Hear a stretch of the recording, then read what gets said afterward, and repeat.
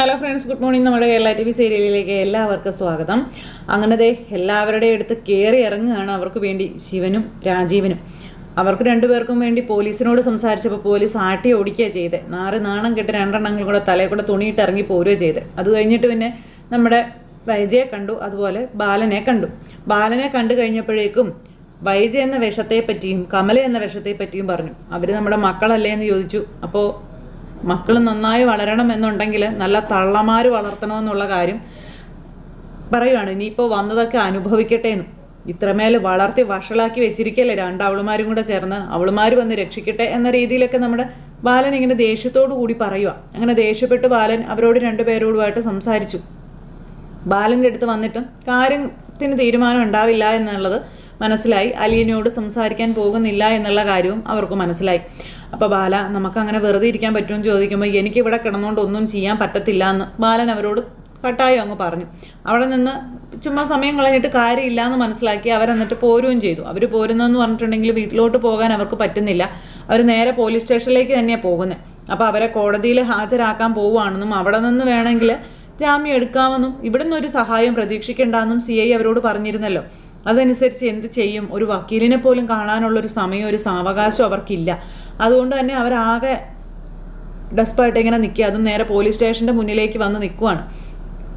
Police സ്റ്റേഷൻ്റെ മുന്നിലേക്ക് വന്നപ്പോഴത്തേക്കും അവിടുത്തെ CIയും SIയും കൂടിയൊക്കെ കാര്യങ്ങളൊക്കെ സംസാരിച്ച് കുറേ പോലീസുകാരെയും ഒക്കെ ഇങ്ങനെ സെറ്റാക്കുക. കാരണം പ്രതികൾ ഓടിപ്പോകരുത്, പ്രതികളെ കോടതിയിൽ ഹാജരാക്കണം, അതിന് വേണ്ടിയിട്ട്. അപ്പോൾ അതിന് വേണ്ടിയിട്ടുള്ള തയ്യാറെടുപ്പുകളും കാര്യങ്ങളും പോലീസ് അവിടെ നടത്തിക്കൊണ്ടിരിക്കുന്നത്. ഈ പോലീസുകാർ അവരുടെ ഒരു വലിയൊരു ബസ്സുണ്ടല്ലോ, ആ ബസ്സൊക്കെ കൊണ്ടുവന്നിരിക്കുക ഈ പ്രതികളെ കൊണ്ടുപോകാനായിട്ട്. അപ്പോൾ നാട്ടുകാരെല്ലാവരും കൂടെ പോലീസ് സ്റ്റേഷന് ചുറ്റും തടിച്ചുകൂടി. നാട്ടുകാർ ഇവർ ഇറങ്ങി വരുന്നത് നോക്കി ഇങ്ങനെ നിൽക്കുവാണ്. ആ സമയത്ത് ഈ ബസ് അങ്ങോട്ട് വരികയും ഒരു പോലീസുകാരൻ അവിടെ നിന്ന് ഇറങ്ങി അങ്ങ് ചെല്ലുകയും ചെയ്തു. അപ്പോൾ ആരെ കൊണ്ടുപോകാനാ സാറേ ഈ ബസ്, ഈ വണ്ടി ആർക്ക് പോകാനാണെന്ന് ഈ പോലീസുകാരനോട് നാട്ടുകാർ ചോദിക്കുമ്പോൾ പ്രതികളെ കോടതിയിൽ ഹാജരാക്കാൻ കൊണ്ടുപോകുകയാണെന്ന് പറഞ്ഞു.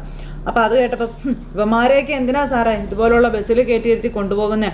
ഇവന്മാരെ ഒന്നും ഇങ്ങനെ കൊണ്ടുപോകേണ്ടവന്മാരല്ല. ഇവന്മാരെയൊക്കെ നാട് റോട്ടിലൂടെ നല്ല കട്ട വെയിലത്ത് വലിച്ചഴിച്ച് കൊണ്ടുപോകുക സാറേ ചെയ്യണ്ടേ. അങ്ങനെ ഇവന്മാരെയൊക്കെ കോടതി കൊണ്ടുപോകുക സാറേ, അങ്ങനെ ഇങ്ങനെയാന്നൊക്കെ പറഞ്ഞ് നാട്ടുകാരിങ്ങനെ പോലീസുകാരനോടൊക്കെ ഇങ്ങനെ പറയുമ്പം അതെന്താ വേണമെന്ന് ഞങ്ങൾ തീരുമാനിച്ചോളാം, നിങ്ങൾ കാര്യങ്ങൾ തീരുമാനിക്കാൻ വരണ്ടായെന്ന് പോലീസുകാരും പറഞ്ഞു.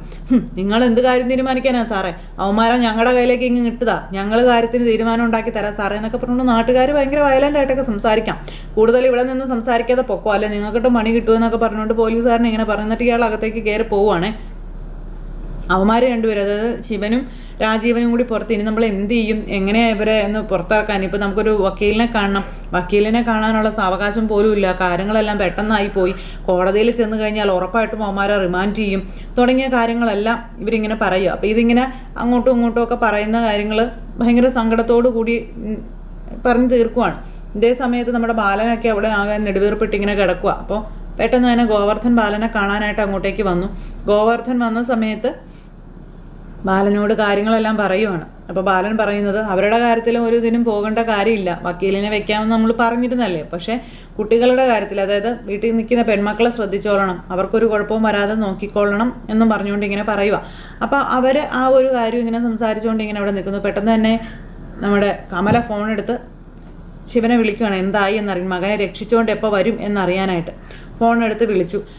ശിവേട്ടാ, എന്തായി ശിവേട്ടാ, അവനെ കണ്ടോ, ജാമ്യത്തിനുള്ളതൊക്കെ നോക്കിയോ എന്നൊക്കെ ചോദിക്കുമ്പം അവനെ കണ്ടു, പക്ഷേ ജാമ്യത്തിൻ്റെ കാര്യമൊന്നും നടക്കത്തില്ല കമലയെന്ന് പറഞ്ഞു. എന്താ പറ്റിയത്?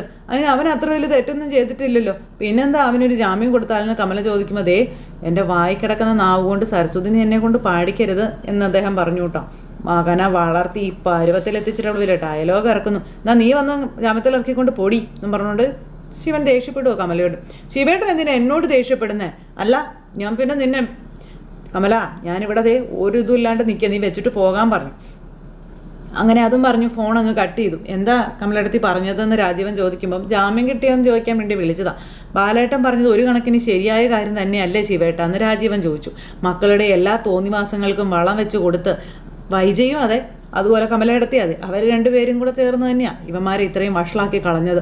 ആരോട് പറഞ്ഞിട്ട് കാര്യം എന്താ? ആരോടും പറഞ്ഞിട്ട് കാര്യമില്ല, വരാനുള്ളത് എന്തായാലും വന്നില്ലേ, ഇനിയിപ്പോൾ അതിൻ്റെ ബാക്കി നോക്കുക എന്നുള്ളതല്ലേ പറ്റുള്ളൂ എന്ന് ശിവൻ അന്നേരം ചോദിച്ചു. അങ്ങനെ ഇവർ രണ്ടുപേരും കൂടെ നിസ്സഹായരായിട്ട് ഇങ്ങനെ അവിടെ നിൽക്കുവാണ്. ഈ സമയത്തിന് ഈ പോലീസുകാരൻ അകത്ത് കയറി ചെന്നപ്പോഴത്തേക്കും CIയും SIയും കൂടി ഇവർക്കെതിരെയുള്ള FIRും കാര്യങ്ങളെല്ലാം തയ്യാറാക്കിയതൊക്കെ എടുത്തു. ബാക്കി പോലീസുകാരെ എല്ലാം പറഞ്ഞ് ചട്ടം കെട്ടി ഇങ്ങനെ നിൽക്കുമ്പോൾ സാറേ പുറത്ത് നിറയെ ആൾക്കാരാണെന്നും അവരാണെന്നുണ്ടെങ്കിൽ ഭയങ്കരമായിട്ട് വയലൻ്റായിട്ട് ഇങ്ങനെ നിൽക്കുകയാണെന്ന കാര്യമൊക്കെ ഈ പോലീസുകാരൻ പറഞ്ഞു. അപ്പോൾ CI പറഞ്ഞു, അതിപ്പോൾ എന്തായാലും സംഭവിക്കും, അത് നമുക്ക് നേരത്തെ അറിയാവുന്ന കാര്യങ്ങളാണല്ലോ. ഇവന്മാരെ പോലെ ഉള്ളവന്മാരെയൊക്കെ കയ്യിൽ കിട്ടിക്കഴിഞ്ഞാലേ നാട്ടുകാർ ഇവന്മാരുടെ പൊടി പോലും വെച്ചേക്കുകയല്ല എന്നും പറഞ്ഞു CI ഇങ്ങനെ SIയോട് പറയാം. എന്നിട്ട് SIയും ബാക്കി പോലീസുകാരെയും കൂടെ വിളിച്ചിട്ട് പറഞ്ഞു, അതെ വളരെ സൂക്ഷിച്ച് വേണം ഇവന്മാരെ കൊണ്ടുപോകാനായിട്ട്, പുറത്ത് ആൾക്കാരൊക്കെ ഒരുപാട് തടിച്ചു കൂടിയിട്ടുണ്ട്, അതിനിടയിലൂടെ വേണം ഇവന്മാരെ കൊണ്ടുപോകാൻ, വളരെ സൂക്ഷിക്കണം തുടങ്ങിയ കാര്യങ്ങളൊക്കെ ഇങ്ങനെ പറയുക. അപ്പോഴേക്കും നമ്മുടെ രോഹിത് ഇങ്ങനെ ആകെ തകർന്ന് തരിപ്പണമായിട്ട് ഇങ്ങനെ മൂലയിൽ ഇങ്ങനെ ഒരു ഭിത്തിയിലേക്ക് ചാരി ഓരോ കാര്യങ്ങളായി വറുത്തുകൊണ്ട് ഇങ്ങനെ അവിടെ കിടക്കുവാണ്. മറ്റേ ഹരിക്ക് പിന്നെ ഒരു കൂസലും ഇല്ല, ഹരി ഇതൊക്കെ സിമ്പിൾ എന്നുള്ള രീതിയിലാണ് നിൽക്കുന്നത്. അത് കഴിഞ്ഞ് പിന്നെ പോലീസുകാരെല്ലാവരും കൂടെ സെല്ലിന് ചുറ്റിനും വന്ന് ഇങ്ങനെ നിൽക്കുന്നു. ഇറങ്ങടാ ഇങ്ങോട്ട് പോകാം എന്ന് പറയുമ്പോൾ ഇവന്മാരിങ്ങനെ നോക്കുക, നിന്നെയൊക്കെ കോടതിയിൽ ഹാജരാക്കാൻ കൊണ്ടുപോകും, ഇറങ്ങടാ ഇങ്ങോട്ടെന്ന് പറഞ്ഞു. അപ്പം ഉടുപ്പൊക്കെ ഇടിയിച്ചിട്ടുണ്ട് ഇവന്മാരെ. അങ്ങനെ ഇവന്മാരെ സെല്ല് തുറന്ന് പുറത്തിറക്കി, ഓരോരുത്തന്മാരായിട്ട് ഇങ്ങനെ പുറത്തിറങ്ങി ഓരോരുത്തർ കയ്യിൽ വിലങ്ങൊക്കെ വെച്ച് ഇങ്ങനെ നിർത്തിയിരിക്കുക. പക്ഷെ നമ്മുടെ രോഹിത് മാത്രം ഇറങ്ങുന്നില്ല. രോഹിത് ആണെങ്കിൽ ഇങ്ങനെ വിഷമിച്ച് ഇങ്ങനെ നിൽക്കുക. ഇനി നിന്നോടെന്താടാ പ്രത്യേകിച്ച് പറയണോ, അവന്മാരൊക്കെ ഇറങ്ങിപ്പോയതുപോലെ ഇറങ്ങടാ ഇങ്ങോട്ട്, നിനക്ക് എന്താടാ സെല്ലിൽ നിന്ന് ഇറങ്ങാൻ ഇത്ര മടി എന്നും ചോദിച്ചുകൊണ്ട് ദേഷ്യപ്പെടും രോഹിത്തിനോട്. രോഹിത് നേരത്തേക്കും സങ്കടത്തോടു കൂടി ഇങ്ങനെ പതുക്കെ ആടി ഇറങ്ങി, ഒന്ന് വേഗം നടക്കടാ ഇങ്ങോട്ടെന്ന് പറഞ്ഞ് രോഹിത്തിനെ അങ്ങ് പിടിച്ച് വലിച്ചിറക്കി. അത് കഴിഞ്ഞിട്ട് പിന്നെ കയ്യിൽ വിലങ്ങ് വെച്ച് കൊടുത്തു. അത് കഴിഞ്ഞ് ഇവരെയും കൊണ്ട് പോവുക. അപ്പോഴേക്കും TV-ക്കാർ, പത്രക്കാർ, ന്യൂസ് ഒക്കെ വന്നു. ഭയങ്കര ബഹളം എന്ന് പറഞ്ഞാൽ ഭയങ്കര ആൾക്കൂട്ടം. എല്ലാവരും കൂടെ വന്ന് ഇടിച്ചു കുത്തി ഇവന്മാരെ കാണാനും വീഡിയോ പിടിക്കാനും അതുപോലെ ഇതൊക്കെ ഇതിനായിട്ടൊക്കെ നിൽക്കുവാണ്. അതിൻ്റെ ഇടയ്ക്കാണെന്നുണ്ടെങ്കിൽ പോലീസുകാരാണെങ്കിൽ കുത്തി ഞെരുക്കി ഇവന്മാരെ കൊണ്ടുപോവുക. മാറി നിൽക്കും, കുറേ എണ്ണത്തിന് തള്ളി മാറ്റുന്നു, മാറി നിൽക്കുന്നൊക്കെ പറഞ്ഞാൽ ഭയങ്കര ഇത്. ഈ ആൾക്കൂട്ടത്തിനിടയിലൂടെ വലിച്ചഴിച്ച് ഇവന്മാരെ ഒരു തരത്തിൽ കൊണ്ടുവന്ന് ബസ്സിലേക്ക് പോലീസുകാർ കയറ്റി. ബസ്സേ കയറുമ്പോഴും ഹരിയാണെന്നുണ്ടെങ്കിൽ രോഹിത്തിൻ്റെ മുഖത്തേക്ക് പോലും നോക്കുന്നില്ല. രോഹിത്താണെങ്കിൽ ഇടയ്ക്കിടയ്ക്ക് ഹരിയെ ഇങ്ങനെ നോക്കുന്നുണ്ട് കേട്ടോ.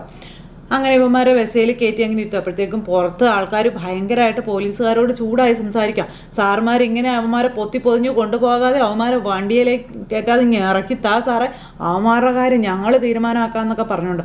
അങ്ങനെ നിനക്കൊക്കെ തീരുമാനം ഉണ്ടാക്കാനാണെങ്കിൽ ഈ നാട്ടിൽ പോലീസും കോടതിയൊക്കെ എന്തിനാണ്, മാറി നിൽക്കണം അങ്ങോട്ട്, വലിയ ആൾ കളിച്ചാലൊക്കെ ഉണ്ടല്ലോ, നിന്നെയൊക്കെ എടുത്ത് തൂക്കി അകത്തിടുമെന്നൊക്കെ പറഞ്ഞ് നാട്ടുകാരോട് ദേഷ്യപ്പെടുക പോലീസുകാർ. കാരണം നാട്ടുകാർ അത്രയ്ക്ക് വയലൻ്റാണ്.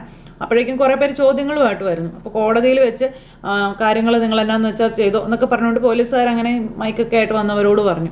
അങ്ങനെ അതും പറഞ്ഞ് ഇവന്മാരെയും കൊണ്ട് പോകുക. രോഹിത് ആണെന്നുണ്ടെങ്കിൽ ഇങ്ങനെ ഒരു ചത്ത ശവം കണക്ക് അങ്ങനെ ഇരിക്കുക. ഒന്നിനും ഒരു കാര്യത്തിനും പ്രതികരിക്കുന്നുമില്ല. എന്നാൽ ഒഴിവും മറവും. മറ്റവരൊക്കെ പിന്നെ മുഖം മറച്ചു പിടിക്കാനൊക്കെ എങ്കിലും ശ്രമിക്കുന്നുണ്ട്. ഇതിനൊന്നും നമ്മുടെ രോഹിത് ശ്രമിക്കുന്നില്ല. രോഹിത് ആണെങ്കിൽ പെട്ടു എന്നുള്ളത് രോഹിത്തിന് മനസ്സിലായതുകൊണ്ട് രോഹിത് ചത്ത ശവം കണക്ക് ഇങ്ങനെ ഇരിക്കുക. വണ്ടിയിൽ കയറി. കണ്ടില്ലേടാ നാട്ടുകാരുടെ ഒക്കെ ആരവം, നിന്നെയൊക്കെ അങ്ങ് ഇട്ട് കൊടുത്താൽ മതി, നിന്നെയൊക്കെ അവർ ഞരടി എടുക്കുമെന്നും പറഞ്ഞ് പോലീസുകാരിങ്ങനെ പറയുവാണേ. ഈ സമയത്ത് ഈ രോഹിത് ഒന്നും മിണ്ടാതിരിക്കും. അപ്പോൾ വേഗം പോകാമെന്നും പറഞ്ഞ് പോലീസ് വണ്ടി നേരെ ഇവന്മാരെയും കൊണ്ട് കോടതിയിലേക്ക് പോകണം. ഇതേ സമയത്ത് നമ്മുടെ മനു ആണെന്നുണ്ടെങ്കിൽ അവിടെ വീട്ടിലങ്ങനെ ഇരിക്കുമ്പം കമലയ്ക്ക് മനുവിനെ കാണുമ്പോൾ ഭയങ്കര ചൊറിച്ചിലെന്ന് പറഞ്ഞിട്ടുണ്ടെങ്കിൽ മനു ഒന്നിലും പങ്കെടുക്കുന്നില്ല, അല്ലെങ്കിൽ അവനെ പുറത്തിറക്കാനുള്ള വഴികളൊന്നും നോക്കുന്നില്ല എന്നുള്ളൊരിത്. അപ്പോൾ മനു ആണെന്നുണ്ടെങ്കിൽ കട്ടയ്ക്ക് കമലയുടെ അടുത്ത് നിൽക്കുന്നുമുണ്ട്. മനുവിന് കൃത്യമായിട്ട് അറിയാം അമ്മയാണ് ആ മകനെ വളർത്തി വഷളാക്കി ഇത്രമേലാക്കി കളഞ്ഞതെന്ന്. മനു അത് ഇടയ്ക്കിടയ്ക്ക് പറയുന്നുമുണ്ടല്ലോ. അങ്ങനെ ആ ഒരു ഇതെല്ലാം വീട്ടിൽ നടക്കുമ്പോഴേക്കും നമ്മുടെ അലീനയുടെ അടുത്തേക്ക് കൃഷ്ണ വന്നിട്ട് ചേച്ചി ഇന്ന് അവരെ കോടതിയിൽ ഹാജരാക്കുമായിരിക്കുമോ ചേച്ചി എന്നൊക്കെ ചോദിച്ചുകൊണ്ട് ഇങ്ങനെ ചോദിക്കും. അപ്പോൾ അത് കേട്ട് കഴിഞ്ഞപ്പോഴത്തേക്കും അറിയില്ല മോളെ, എന്തായാലും ഇന്നലെ അറസ്റ്റ് ചെയ്തതല്ലേ, ഇന്ന് കോടതിയിൽ ഹാജരാക്കുമായിരിക്കും എന്നൊക്കെ പറഞ്ഞുകൊണ്ട് ഇങ്ങനെ അലീനയും പറയാം. കോടതിയിൽ ഹാജരാക്കിയ രോഹിതേട്ടന് ജാമ്യം കിട്ടുമായിരിക്കുമോ എന്നൊക്കെ ചോദിച്ചു. ഒന്നും അറിയില്ലല്ലോ, എന്താ സംഭവം എന്നറിയില്ല, എന്താ ചെയ്യാൻ പോകുന്നതെന്നും അറിയില്ലല്ലോ എന്നൊക്കെ പറഞ്ഞിങ്ങനെ അലീന ഇങ്ങനെ പറയുക. പക്ഷേ ജാമ്യം കിട്ടാനുള്ള സാധ്യതയൊന്നും ഇല്ല എന്നുള്ളത് അലീനയ്ക്ക് അറിയാം. കാരണം ഇതുപോലൊരു കേസിന് ഒരിക്കലും കോടതി ജാമ്യം കൊടുക്കില്ല എന്ന്. അങ്ങനെ കൃഷ്ണയെ അങ്ങനെ ഓരോന്ന് സങ്കടത്തോടു കൂടി അലീനയോട് ചോദിക്കുമ്പോൾ അലീനയെ ഓരോന്ന് പറഞ്ഞ് സമാധാനിപ്പിച്ച് കൃഷ്ണയെ ഓരോന്ന് പറഞ്ഞ് സമാധാനിപ്പിച്ച് അലീനെ ഇങ്ങനെ ഇരുത്തിയിരിക്കുക. മറ്റോക്ക് പിന്നെ ഇതൊന്നും അറിയേ വേണ്ട, ആര് ചത്താലും ആര് ജീവിച്ചാലും തൻ്റെ കാര്യം ഓക്കെ ആവണം, അത് മാത്രമേ ഉള്ളൂ ഭവിതയ്ക്ക്. ഈ സമയത്താണെങ്കിൽ നമ്മുടെ വൈജ അവിടെ ഹോസ്പിറ്റലിൽ ഇങ്ങനെ ഓരോന്ന് ആലോചിച്ച് ഇങ്ങനെ ആകെ തകർന്ന് കിടക്കുവാണ്. അപ്പോഴും അലീനയുടെ കാര്യം ഓർക്കുമ്പോൾ പുള്ളിക്കാരിക്ക് കലിപ്പും ദേഷ്യമൊക്കെയാണ്. അലീന എന്ന് പറയുന്ന ആളെ അംഗീകരിക്കാനും പറ്റത്തില്ല, അലീനയോട് മിണ്ടുന്നത് പറയുന്നവരെ തന്നെ കടിച്ചു കീറാനുള്ള കലിപ്പിലാണ് ആശാത്തി ഇങ്ങനെ അവിടെ നിൽക്കുന്നത്. അപ്പോൾ എന്തായാലും രോഹിത്തിനെയും ഹരിയെയും കൂട്ടാളികളെയും പോലീസ് ഇപ്പോൾ നേരെ കോടതിയിലേക്ക് കൊണ്ടുപോയിരിക്കുക. ഇനി കോടതി വിധി എന്താകുമെന്നും ഇതിൽ ആരൊക്കെ എന്തൊക്കെ എങ്ങനെയൊക്കെ ചെയ്തിട്ടുണ്ടെന്നും ആരെയൊക്കെ എങ്ങനെയൊക്കെ ശിക്ഷിക്കുമെന്നൊക്കെ ഉള്ളത് കാത്തിരുന്ന് കാണാം. അപ്പോൾ എല്ലാവർക്കും നല്ലൊരു ദിവസം ആശംസിച്ചുകൊണ്ട് നിർത്തുക കേട്ടോ. അടുത്ത സൂപ്പർ ഹിറ്റ് കഥയുമായി കാണുന്നത് വരെ എല്ലാവർക്കും നന്ദി. അതോടൊപ്പം നമ്മുടെ ചാനൽ ആദ്യമായിട്ട് കാണുന്നവരുണ്ടെങ്കിൽ ഒന്ന് സബ്സ്ക്രൈബ് ചെയ്യണേ. തൊട്ടടുത്ത് കാണുന്ന ബെൽ ബട്ടൺ അമർത്തി കഴിഞ്ഞിട്ടുണ്ടെങ്കിൽ നമ്മുടെ വീഡിയോസ് എളുപ്പത്തിൽ കാണാൻ കഴിയുന്നതായിരിക്കും. നോട്ടിഫിക്കേഷനായിട്ട് നിങ്ങളുടെ ഫോണുകളിലേക്ക് എത്തുന്നതായിരിക്കും. നമ്മുടെ കഥയിലെ ഡയലോഗുകളിൽ ചെറിയ ചെറിയ വ്യത്യാസങ്ങളൊക്കെ ഉണ്ടായാലും നമ്മുടെ സിറ്റുവേഷൻസ് എല്ലാം ഇങ്ങനെ തന്നെയാണ് ഇന്നത്തെ എപ്പിസോഡിൽ പോകുന്നത്. അപ്പോൾ ആരും മിസ് ചെയ്ത് കളയരുത് കേട്ടോ. അപ്പോൾ നമ്മുടെ ഇതിൽ കൂടുതൽ ഒരുപാട് വിശേഷങ്ങളുമായിട്ട് എപ്പിസോഡ് വരുന്നുണ്ട്. ഇനിയും ഒത്തിരി കഥ പറയാനുമുണ്ട്. അപ്പോൾ എല്ലാവരും കാണുമെന്നുള്ള പ്രതീക്ഷയോടെ വീണ്ടും കാണാമെന്നുള്ള സന്തോഷത്തോടു കൂടി നിർത്തുന്നു. എല്ലാവർക്കും ടാറ്റാ.